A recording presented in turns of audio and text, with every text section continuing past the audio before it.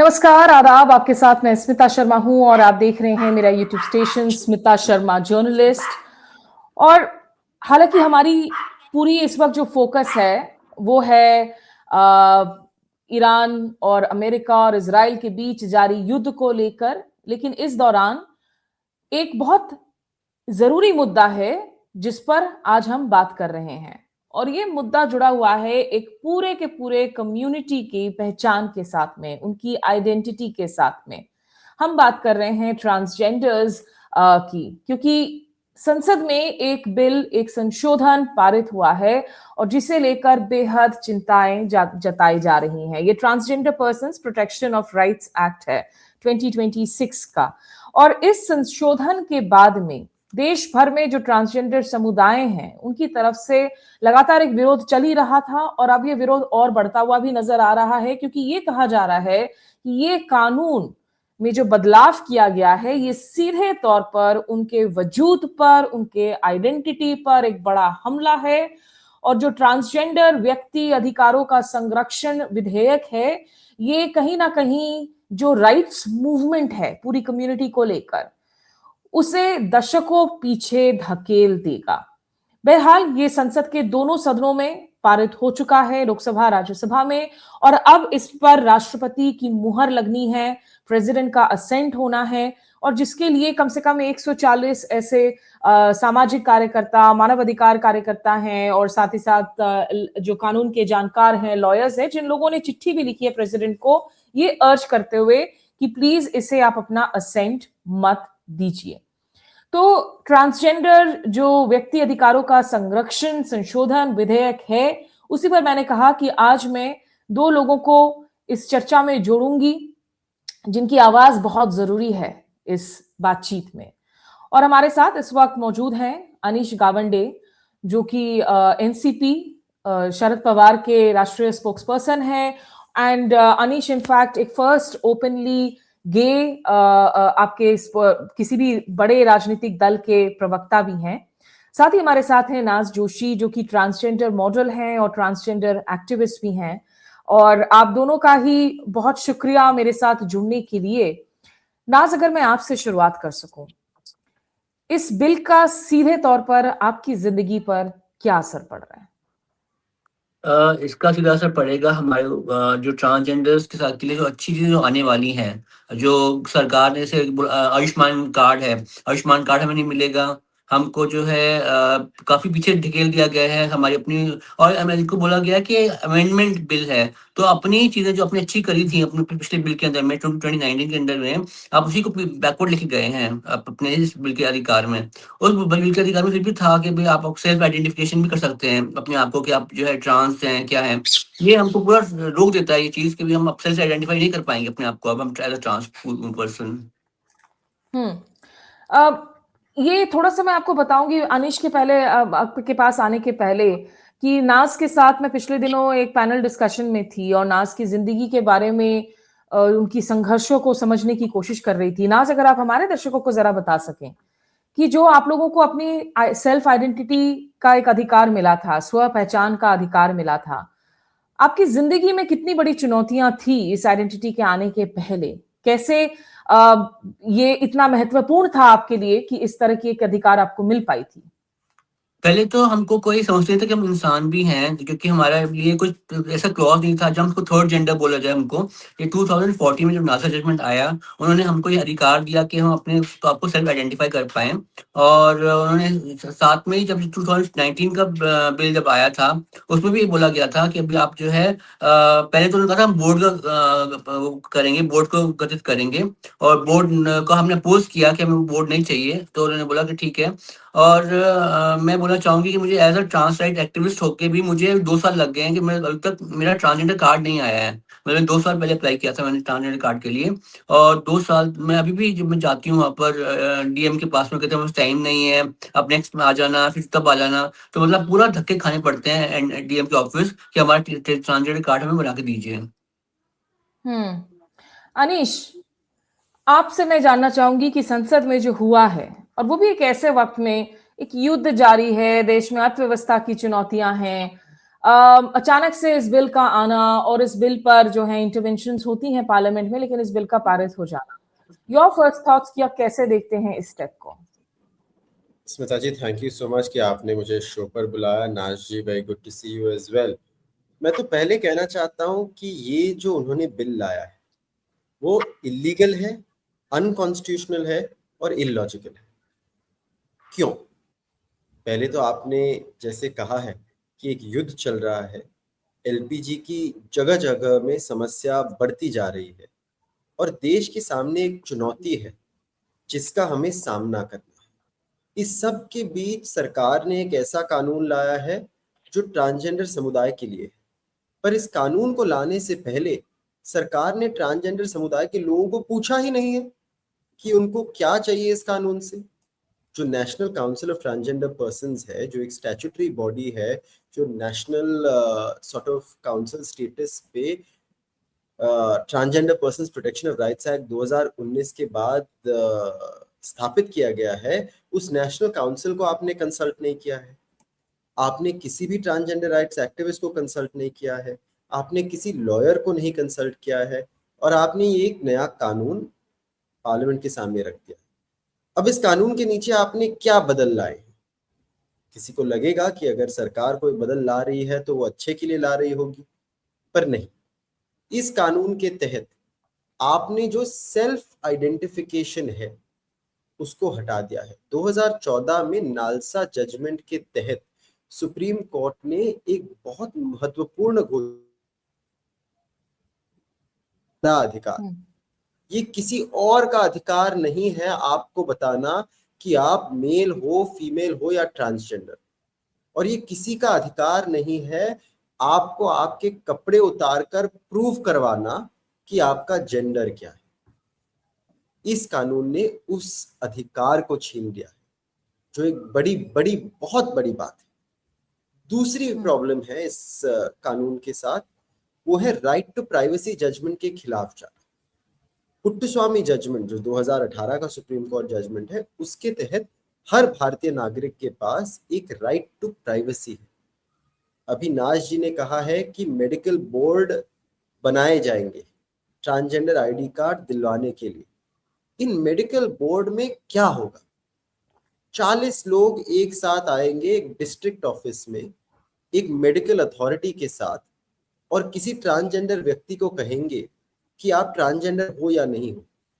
बहुत सारे ऐसे लोग हैं, ग्रेस बानू जी है जो मेरे साथ एक जन सुनवाई में थी बस कुछ ही दिनों पहले, और उन्होंने बताया कि जब उन्हें मेडिकल बोर्ड के सामने जाना पड़ा 2008 में, if I am not wrong, तो उन्हें इनअप्रोप्रिएटली हाथ लगाया गया, उन्हें पूछा गया कि आप सेक्स कैसे करते हो। ऐसे सवालों का सामना किसी भी भारतीय नागरिक को करने की जरूरत है ही नहीं, तो आपको ये मेडिकल बोर्ड लाने की जरूरत है ही क्या? ये सरकार कहती है कि मिनिमम गवर्नमेंट मैक्सिमम गवर्नेंस, पर मुझे तो लगता है कि हमारे हर डिस्ट्रिक्ट में बाकी सभी स्वास्थ्य की समस्याएं खत्म हो गई है, क्योंकि हमारे अधिकारी अब बैठेंगे और तय करेंगे कि कौन ट्रांसजेंडर है या कौन ट्रांसजेंडर नहीं। और एक आखिरी प्रॉब्लम है इस बिल में, वो है क्रिमिनलाइजेशन। इस बिल के तहत कोई भी व्यक्ति जो किसी भी दूसरे व्यक्ति को ट्रांसजेंडर बनने में मदद करता है या किसी भी व्यक्ति को ट्रांसजेंडर बनाने के लिए कंपेल करता है, उसको जेल भेजा जा सकता है। अभी हम ये कॉन्वर्सेशन कर रहे हैं, हमें भी जेल भेज सकते हैं। कोई इन्फ्लुएंसर होगा जो कह रहा है कि ट्रांसजेंडर होना कोई गलत चीज नहीं है, उसे जेल भेजा जा सकता है। जो एनजीओज है, जो लोगों की मदद कर रहे हैं, जो लोगों को मदद कर रहे हैं अपने घरों से भागने के लिए जहां उन्हें पीटा जा रहा है, उन एनजीओ के खिलाफ एक्शन ली जा सकती है। तो ये जो क्रिमिनलाइजेशन इंट्रोड्यूस हुआ है इस बिल के साथ, वो भी बहुत डेंजरस है। तो इन तीन मुद्दों के खिलाफ हम संसद में आवाज उठाते जा रहे हैं, हम सड़कों पे आवाज उठाते जा रहे हैं, और आपके माध्यम से अभी हम सोशल मीडिया पर और न्यूज पर आवाज उठाते जा रहे हैं। तो आपने जो है कुछ जरूरी बातों पर हमारा ध्यान खींचा है, जिसमें आपने कहा है कि देखिए, पहला जो है, आप तो सेल्फ आइडेंटिटी को आप वापस ले रहे हैं, दूसरा आप कह रहे हैं कि ये मेडिकल काउंसिल का गठन करेंगे, तीसरा कि ये जो अपराधीकरण कर रहे हैं आप, ये बहुत प्रॉब्लमैटिक एस्पेक्ट्स हैं। और पिछले 2 दिनों में संसद में हमने देखा कि बहुत सारे ऐसे सांसद हैं जिन्होंने मुखर रूप से इन मुद्दों को उठाया भी है। हालांकि वो आंकड़े उनके पास नहीं थे और ये बिल को पारित कर दिया गया। मैं जरा से सुनाना चाहूंगी दर्शकों को कि यहाँ जून माल्या जो तृणमूल कांग्रेस की नेता हैं, उन्होंने फ्लोर पर इस मसले पर क्या कहा था। I rise today to strongly oppose the Transgender Persons Protection of Rights Amendment Bill 2026. I speak not only as a representative voice, but as a supporter to transgender, intersex, gender diverse and queer persons across our country. Citizens whose dignity, rights and identities are being debated in this House today. This bill does not protect, it excludes. It does not empower, it controls. And most importantly, it does not uphold the Constitution, it weakens it. Madam, let us recall the landmark judgment of the Supreme Court in National Legal Services Authority versus Union of India. In this historic case, the court affirmed a fundamental right, the right of every individual to determine their own gender identity. This was not just a legal ruling, madam. It was a recognition of dignity, autonomy, and personhood. Following this, Parliament enacted the Transgender Persons Protection of Rights Act 2019, built on key principles: self-identification, simple administrative processes, no compulsory medical procedures, recognition of non-binary identities, and access to gender-affirming care. तो ये जून माल्या की जो बातें हैं बहुत जरूरी है यहाँ पर। नाज, जैसे जून कह रही हैं कि इस बिल से इस कम्युनिटी को आप और एक्सक्लूड कर देंगे, आप उनको इंक्लूड नहीं करेंगे और ये हमारे संविधान को और ज्यादा कमजोर करेगा। आप अगर पर्सनल एक्सपीरियंस से थोड़ा बता सकें कि ये ट्रांस आइडेंटिटी आपके लिए क्यों इंपॉर्टेंट है और आपकी डे टू डे संघर्ष, मतलब अभी भी जो जिस तरह की मानसिकता होती है लोगों की, पिछले कुछ दशक में लग रहा था कि हम लोगों ने इंप्रूवमेंट किए, लेकिन फिर भी डे टू डे आपकी संघर्ष तो बहुत होती होंगी, जहां लोग अभी भी आपको कहते होंगे कि यार ये तो कोई मानसिक बीमारी है तुम्हारी, तुम्हें ये सब कुछ नहीं होता, सिर्फ पुरुष या महिला ही होती हैं। वैसा आप रोज फेस करती होंगी हर रोज की जिंदगी में। आपकी आवाज या अभी बेटर है, अभी सुनाई दे रहे हैं जी। अच्छा, तो मैं कैसे जो अभी अमेंडमेंट बिल आया उसको स्ट्रिक्टली अपोज करती हूँ। इसलिए नहीं क्योंकि वो जो है उसने हमारी कुछ अधिकारों को रोक लिया है, इसलिए भी क्योंकि वो अपने ही बातों कॉन्ट्रैक्ट कर रहे हैं। उन्होंने ट्रांसजेंडर्स की जो परिभाषा थी 2019 में, वो अलग भाषा उन्होंने इस्तेमाल करी है। जो परिभाषा अभी इस्तेमाल कर रहे हैं वो जो है 2026 के अंदर में, वो परिभाषा बिल्कुल अलग परिभाषा है। इसमें बोल रहे हैं कि आप ट्रांसमेन को इंक्लूड नहीं किया गया। सबसे पहली बात तो इस बिल के अंदर में, इस बिल में बोला गया है कि आप जोगती हो, आप जोगती भी जो है महाराष्ट्र में जाएंगे, वो भी पूरा एक समुदाय है जो कि भगवान की पूजा करते हैं, लेकिन इन क्रॉस ड्रेसर वे। देखिए मेन भी है, विमेन भी है, उन्होंने जोगती को इंक्लूड करा है। उन्होंने ट्रांसमेन का कहीं जिक्र नहीं किया है। उन्होंने बोला है कि आप, इनफैक्ट इन्होंने कंफ्यूज भी कर दिया इंटरसेक्स को और ट्रांसजेंडर्स को। अब इंटरसेक्स तो वो लोग हो गए जो बचपन से ही मतलब जो है उनका लिंग जो है वो हमें पता नहीं होता कि वो ट्रांसजेंडर्स तो नहीं कर सकते, उसको इंटरसेक्स ही बोलेंगे। फिर उन लोगों को इंक्लूड किया हुआ है इंटरसेक्स एज अ क्या बोलते हैं बेनिफिशियरी ऑफ दिस बिल। तो ये चीज है, मैं बोलना चाहूंगी कि भाई हमें जो है इसको बिल्कुल प्रे करना चाहिए भगवान से कि हमारी जो प्रेसिडेंट है उसको साइन ना करें, और क्योंकि साइन कर देंगे तो हमारे लिए फिर हमको एक बहुत लॉन्ग बैटल जीत करनी पड़ेगी अपने अधिकारों को लेकर। सरकार का जो कहना है यहाँ पर ना, सरकार कह रही है कि हम लोग को इसलिए दोबारा से जो है इस पहचान को परिभाषित करने की जरूरत पड़ी है, आइडेंटिफाई करने की जरूरत पड़ी है, क्योंकि इसके पहले कुछ कानूनी अधिकार नहीं मिल रहे थे ट्रांसजेंडर्स को। इस आर्ग्यूमेंट को आप कैसे देखते हैं? अभी भी हमको कहाँ अधिकार मिल रहे हैं? अभी मैं बोलती हूँ, अगर सरकार जो है ये बोलती है कि हमने जो है फॉर एग्जांपल 100 करोड़ इशू किया है, यू नो लाइक उसके लिए बेनिफिट्स के लिए ट्रांसजेंडर की, लेकिन हम जो है 90% हम अपना सामान जो है वापस ले रहे हैं। अब मतलब कि हमारा जो हमने फंडिंग किया, फंडिंग वापस ले रहे हैं क्योंकि उसकी इस्तेमाल नहीं हो पाया।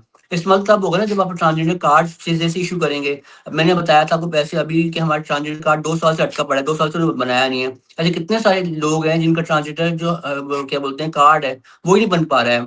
तो अगर ये सब चीज़ें नहीं बना और अगर जब तक ट्रांसजेंडर कार्ड नहीं बनेंगे, लोग सरकार को मालूम कैसे पड़ेगा कि हमारी असली जो हमारी पॉपुलेशन है वो कितनी है। अब पॉपुलेशन हमें कार्ड पे सही लिखी होगी कि इतनी पॉपुलेशन है, तो हम इतना माँगते हैं सरकार से कि हमारे को जो है वो इतना कुछ करे हमारे लिए, तो तभी कर सकती है जब हमारा जो डेमोग्राफिक है और वो सही सही बैठेगा, तभी हम बता सकते हैं कि भाई हमारी कितनी नीड है। हमें इस कार्ड की, ट्रांसजेंडर कार्ड की, बिकॉज़ जितने भी कल को नियम बनाए जाएँगे, इस कार्ड की बेसिस पे बनाए जाएँगे कि जैसे उनकी हेल्थ में 5 लाख का उन्होंने मेंशन किया है कि 5 लाख का हमको जो है फ्री सर्जरीज़ मिलेंगी। दिल्ली में फ्री सर्जरीज़ भी अवेलेबल है, एम्स में है फ्री, पर उसके लिए आपको ट्रांसजेंडर कार्ड चाहिए। तो ट्रांसजेंडर कार्ड ही नहीं बनेगा तो हम कहाँ से आगे प्रोग्रेस कर पाएँगे? अनीश, आपकी जितने भी कम्युनिटी के रिलेटेड दोस्त हैं, LGBTQI कम्युनिटी के भी लोग हैं, तमाम लोगों की रिएक्शंस को थोड़ा सा और आप हमारे दर्शकों के लिए ब्रेक डाउन कीजिए कि उनकी ये जो डेली की जिंदगी है, डेली का जो संघर्ष है, वो यहाँ से आगे, खास करके जब हम इस criminal aspect of the bill को भी देखते हैं, तो ये और कितना ज्यादा बढ़ जाएगा। देखिए, ये जो बिल है वो सिर्फ ट्रांसजेंडर अधिकारों के खिलाफ नहीं है, ये मानवीय अधिकारों के खिलाफ है। आज बहुत सारे ऐसे ट्रांसजेंडर लोग हैं देश भर में जो ट्रांसजेंडर आईडी कार्ड नहीं प्राप्त कर पाए। उनके लिए अभी स्कूल जाना, कॉलेज जाना मुश्किल हो गया है। अगर कोई ट्रांसजेंडर महिला है जिसे अपना आईडी कार्ड नहीं मिला है और इस बिल के तहत अभी उसको मिलेगा भी नहीं, उस ट्रांसजेंडर महिला के लिए ट्रेन के कंपार्टमेंट में घुसना मुश्किल बन जाएगा, एयरप्लेन से ट्रैवल करना मुश्किल बन जाएगा। अगर आप कहीं सर्जरी करवाने जाओ तो इस कानून के नए कानून के तहत डिस्ट्रिक्ट मैजिस्ट्रेट को आपके डॉक्टर को इन्फॉर्म करना पड़ेगा। मतलब आपके पूरे परिवार को इसकी जानकारी मिल जाएगी, पूरे डिस्ट्रिक्ट को आपकी जानकारी मिल जाएगी। इसकी वजह से आप देखोगे कि जो सेकेंड रेट क्लिनिक है जहाँ पे अनसैनिटरी सर्जरी की जाती है, उनके पास लोग जाने लगेंगे। तो डे टू डे लाइफ में इस नए कानून के वजह से बहुत लोगों की जिंदगियों में बहुत सारी तकलीफें आने वाली हैं। और मुझे ये नहीं समझ आता कि अविनाश जी ने भी यही कहा है कि सरकार का मानना है कि इस कानून का मिसयूज नहीं होना चाहिए, पर जब यूज ही नहीं है तो मिसयूज कैसे होगा। 2011 के सेंसस में उन्होंने कहा कि पूरे देश में लगभग 5 लाख ट्रांसजेंडर लोग हैं। ये आंकड़ा बहुत कम है, देश में 5 लाख से बहुत ज्यादा है, 70 से 80 लाख ट्रांसजेंडर लोग हैं देश भर में। पर आंकड़ेवारी छोड़ दीजिए, मानिए कि सिर्फ 5 लाख लोग हैं। आज तक इस सरकार ने सिर्फ 35,000 ट्रांसजेंडर आईडी कार्ड इशू किए। कानून को लागू हुए 6 साल हो गए, 7 साल हो गए, पर आप सिर्फ 35,000 आईडी कार्ड इशू कर पाए। आपने हर साल सोशल जस्टिस मिनिस्ट्री से 70 करोड़ रुपए सैंक्शन किए ट्रांसजेंडर वेलफेयर के। वो कितने होते? 1500 रुपए पर पर्सन। इतना ही आपको ट्रांसजेंडर वेलफेयर के लिए करना था तो थोड़े ज्यादा पैसे खर्च कर लेते। अभी उन 1500 रुपए में से भी या उन 70 करोड़ रुपए में से भी इसका फंड यूटिलाइजेशन ऑन एवरेज सिर्फ 11% है। अनीश, मैं एक क्लैरिफिकेशन आपसे चाहती हूँ। जब आप कहते हैं कि अभी तक अगर सरकारी आंकड़ों के हिसाब से भी 5 लाख ट्रांसजेंडर्स हैं लेकिन सिर्फ 35,000 को कार्ड्स इश्यूड हुए हैं, क्या ये केंद्र की अथॉरिटीज की तरफ से ही इश्यू होने हैं? स्टेट्स की क्या भूमिका है यहाँ पर? केंद्र की अथॉरिटीज से इश्यू होने हैं। एक नेशनल ट्रांसजेंडर पोर्टल है, केंद्रीय पोर्टल है, उस पर आपको आपका एप्लीकेशन डालना है और फिर डिस्ट्रिक्ट मैजिस्ट्रेट के यहाँ जाकर आपको सभी फॉर्मेलिटियां कंप्लीट कर कर वो एप्लीकेशन कंप्लीट करना है। पर उन्होंने एप्लीकेशन ही इतना कठिन बना कर रखा है। और राज जी ने कहा वैसे ही कई लोगों को 2, 3, 4 साल लग रहे हैं एक आईडी कार्ड मिलने में। उन्होंने जब कोविड हुआ था एक स्पेशल पैकेज अनाउंस किया था ट्रांसजेंडर लोगों के लिए जिनके पास राशन नहीं था, उनको उन्होंने एक क्या डायरेक्ट बेनिफिट ट्रांसफर प्रॉमिस किया था 5,000 से कम लोगों तक वो पहुंच पाया। कि सरकार की नीयत अगर खोटी नहीं है तो उन्होंने इस कानून की इम्प्लीमेंटेशन अब तक क्यों नहीं की, और अगर कानून की इम्प्लीमेंटेशन अब तक नहीं की है तो फिर आज किस मुंह को लेकर वो कह रहे हैं कि इस कानून का दुरुपयोग हो रहा है। तो इस कानून में बहुत सारी कमियां हैं। राइट। मुझे लगा था तो कि ये वो पुराने कानून को सुधारेंगे, पर वो पुराने कानून को भी बुरा करने में लगे हुए हैं। और यही वजह है कि ये जो चिट्ठी भी लिखी गई है जिसमें पैन इंडिया जो वॉइसेस हैं, all India feminist in fact alliance की तरफ से इसमें ये कहा जा रहा है कि ये अनड्यू एंड अनजस्टिफाइबल हेस्ट दिखाया गया है इस संशोधन में बगैर किसी पब्लिक कंसल्टेशंस के या एक्सपर्ट कंसल्टेशंस के। और प्रियंका चतुर्वेदी उन्होंने क्या बातें रखी राज्यसभा से, इनका टर्म अब खत्म हो रहा है। ये हालांकि शिवसेना बाल ठाकरे की तरफ से राष्ट्रीय प्रवक्ता रही हैं, नेता रही हैं। प्रियंका चतुर्वेदी ने क्या कहा इस मुद्दे पर संसद में, आइए आपको हम वो भी सुनाते हैं। मैं the transgender persons protection of rights 2026 का जो अमेंडमेंट्स आ रहे हैं उसको रिजेक्ट करने के लिए खड़ी हुई हूँ, उसको विड्रॉ करने के लिए खड़ी रही हूँ और ये कहने को खड़ी रही हूँ कि ये इनह्यूमन बिल जो है इसको जल्द से जल्द वापस लेना चाहिए। और सर मैं इस आधार पर कह रही हूँ सर, जो चीज़ 5 लाख लोगों को 2011 का अगर सेंसस हम देखते हैं, 2011 सेंसस बताता है 5 लाख से ज़्यादा लोग अपने आप को ट्रांसजेंडर आइडेंटिफाई करते हैं। सर 5 लाख लोगों के बारे में निर्णय लेना जहाँ पे कोई मल्टी स्टेक होल्डर कंसल्टेशन नहीं होता, जहाँ उनसे बातचीत नहीं होती है, सीधा उनके हाथ में ये थमा दिया जाता है एक एक्ट के माध्यम से कि हम ये अमेंडमेंट लाने वाले हैं। सर ये पार्टी अध्यक्ष का चयन नहीं है जहां 2 लोग मिलकर निर्णय ले ले कि कौन पार्टी का अध्यक्ष बनेगा। ये 5 लाख लोगों के, उनके परिवारों के हित के खिलाफ काम हो रहा है। सर मैं उसके विरुद्ध में खड़ी रही हूं। सर 2019 में जब ये कानून आया था, ये उसके बाद आया था जब NALSA versus union of India में सुप्रीम कोर्ट ने कहा था कि transgender rights are equal for all, जिसमें आर्टिकल 14 हो, आर्टिकल 15 हो, आर्टिकल 19 हो, आर्टिकल 21 सबका सम्मान किया जाना चाहिए। अब ये जो अमेंडमेंट आ रहा है, जो सेल्फ आइडेंटिफिकेशन की हम बात करते हैं, सब बहुत सारे देशों में हम अपने आप को मानते थे कि बहुत सारे देशों में, चाहे वो डेनमार्क हो, आइसलैंड हो, माल्टा हो, नॉर्वे हो, लग्जमबर्ग हो, पोर्चुगल हो, उसमें से हमारा एक देश था जो सेल्फ आइडेंटिफिकेशन की बात कर रहा था। आज वो भी अधिकार उनसे छीना जा रहा है। ये बिल्कुल सरासर गलत हो रहा है। सर भी संदीप जी बता रहे थे कि 34,000 लोगों ने ट्रांसजेंडर अपने आप को आइडेंटिफाई किया था, जिसमें से 5,556 रिजेक्ट हुए थे। सर किस आधार पर रिजेक्ट हुए थे हमें ये नहीं पता है।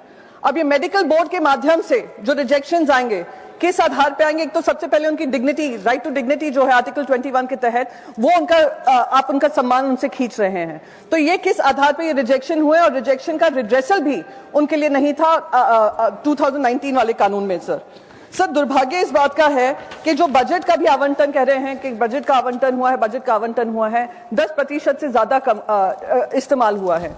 मोस्ट इंपॉर्टेंटली सर, महाकुंभ की बहुत चर्चा हुई थी, महाकुंभ के बारे में बहुत सारी बातें कही थी।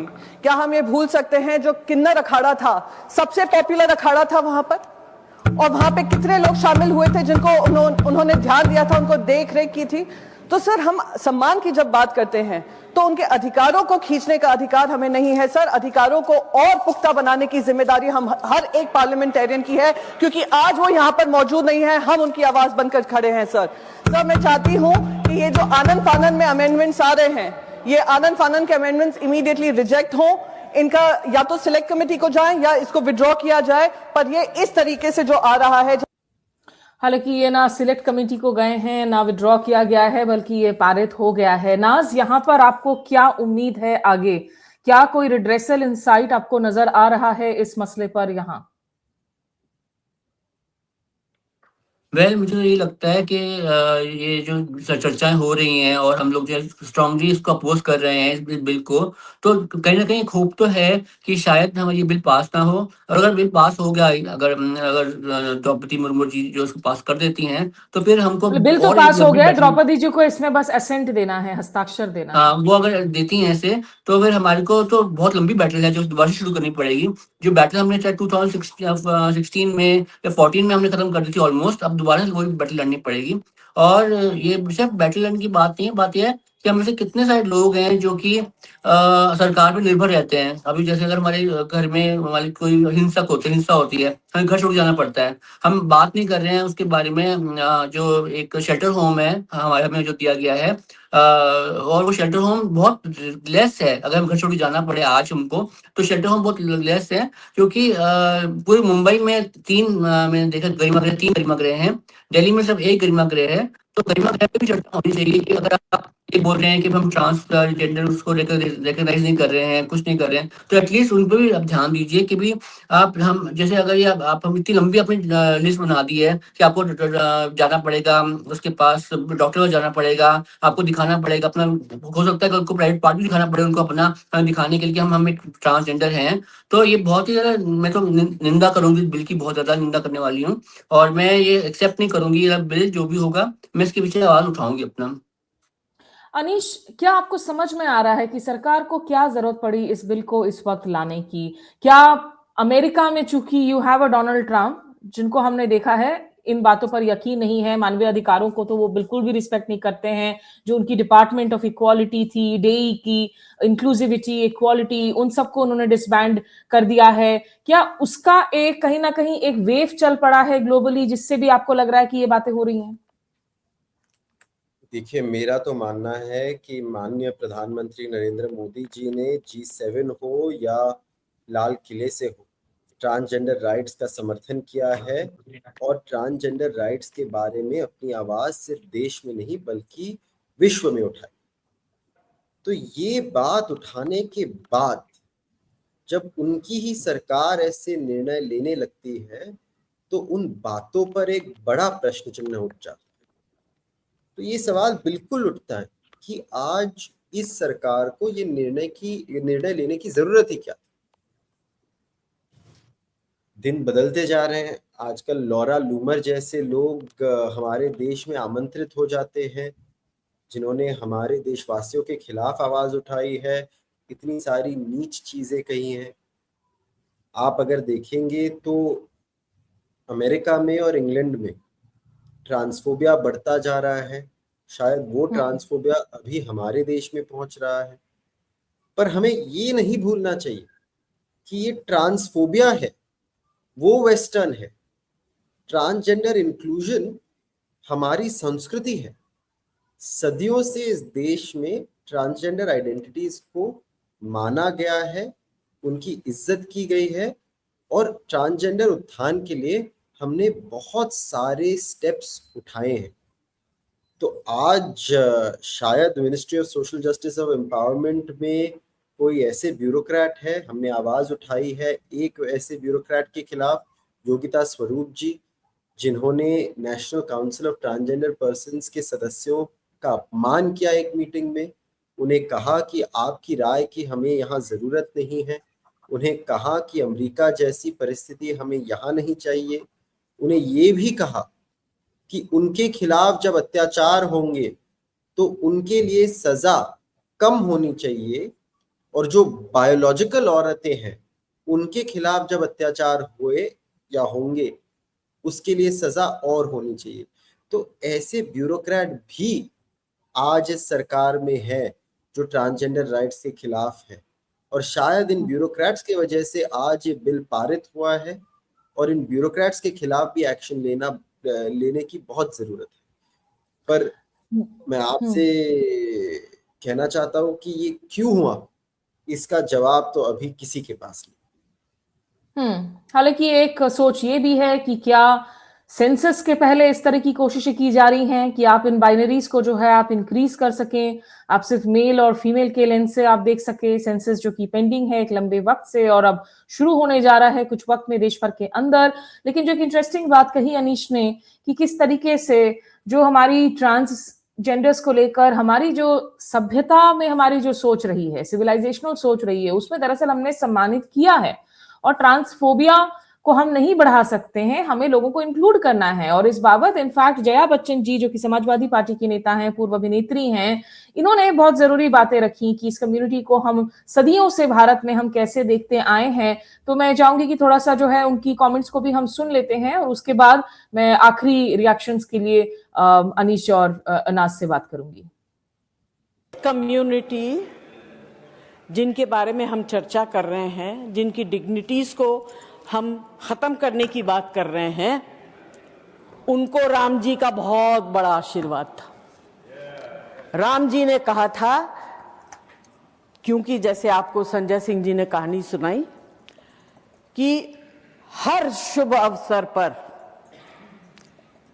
आपकी उपस्थिति में कार्य सफल होगा।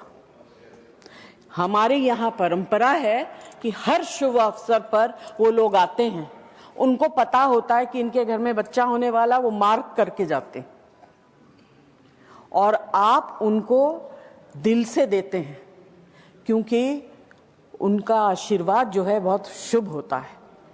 जैसे जॉन जी ने अभी कहा, don't take the wrath, it's considered very bad. I will not use the gesticulation that they use to curse. Please do not take their wrath. And this is what our mythology says. पुराने जमाने में राजा महाराजाओं के यहाँ इनको रखा जाता था महारानियों को और महिलाओं को सुरक्षा देने के लिए। They were considered safe. But today, suddenly, the government is feeling very unsafe with their presence. I'm really surprised.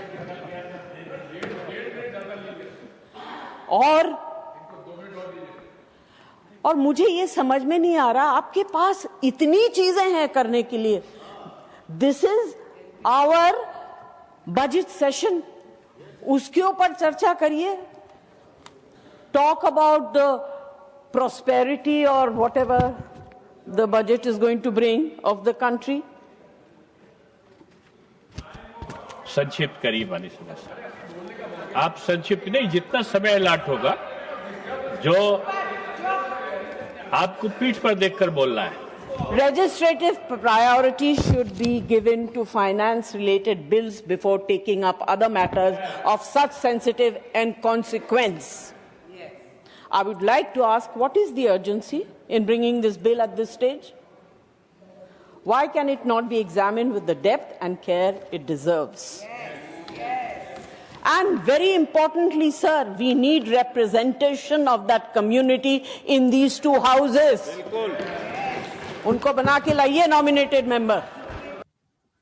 तो बहुत जरूरी बातें यहाँ पर जो कही हैं। नाज का कनेक्शन शायद हमारे पास, नाज अगर आप सुन पा रही हैं तो अपना कैमरा ऑन कर लीजिए। अनीश, आपसे यहाँ से आगे विकल्प क्या हैं? देखिए, यहाँ से आगे तो संघर्ष। मुझे लगता नहीं है कि द्रौपदी मुर्मू जी इस बिल को असेंट नहीं देंगी, तो ये बिल कानून बनकर, ये अमेंडमेंट पारित होकर नया कानून हमारे सामने रखा जाएगा। तो संघर्ष तो करना पड़ेगा कोर्ट रूम में, रस्तों पर, आने वाले जो 5 राज्यों में इलेक्शंस है वहां, और सरकार को ये भी दिखाना होगा कि आप मानवीय अधिकारों के खिलाफ जब ऐसे निर्णय लेते हो तो इसका एक राजनीतिक असर भी आपको भुगतना पड़ेगा। और जया जी ने जो कहा वही सुप्रिया सुळे ने लोकसभा में कहा। अगर सरकार को सचमुच ट्रांसजेंडर राइट्स के लिए काम करना है तो रिजर्वेशंस दे दीजिए। नालसा के तहत जो रिजर्वेशंस सुप्रीम कोर्ट ने प्रॉमिस किए थे, वो रिजर्वेशंस पारित कीजिए और ट्रांसजेंडर एमपीज बनाकर लाइए लोकसभा में, राज्यसभा में।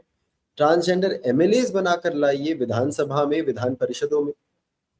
अगर आपको ट्रांसजेंडर राइट्स के बारे में बात करनी है तो ट्रांसजेंडर समुदाय के लीडर्स को, उनके नेताओं को इन पर बात करने दीजिए, उनको पूछिए कि क्या करना चाहिए और आगे कैसे बढ़ना चाहिए। ठीक है, आखिरी सवाल आपसे नाज यहाँ पर मैं पूछना चाहूंगी कि जैसा इसके पहले अनीश ने कहा था कि ट्रांसफोबिया तो दरअसल एक वेस्टर्न कॉन्सेप्ट है, हमको इंक्लूसिव बनाना है। आपकी डेली जिंदगी में आज की तारीख में इन संशोधन के बाद आपको लगता है कि एक बार फिर से जिस ट्रांसफोबिया को आपने कहीं ज्यादा महसूस किया होगा आप जब कम उम्र की थी, क्या वो फिर से वापस आ सकता है? एक लिव्ड रियलिटी क्या होती है ट्रांसजेंडर के लिए समाज में, अगर उस पर आप जरा सा हमें फोकस कर सकें। देखिए, ये जो बिल की हम बात कर रहे हैं, बिल्कुल रिग्रेसिव है, ये है, वो है।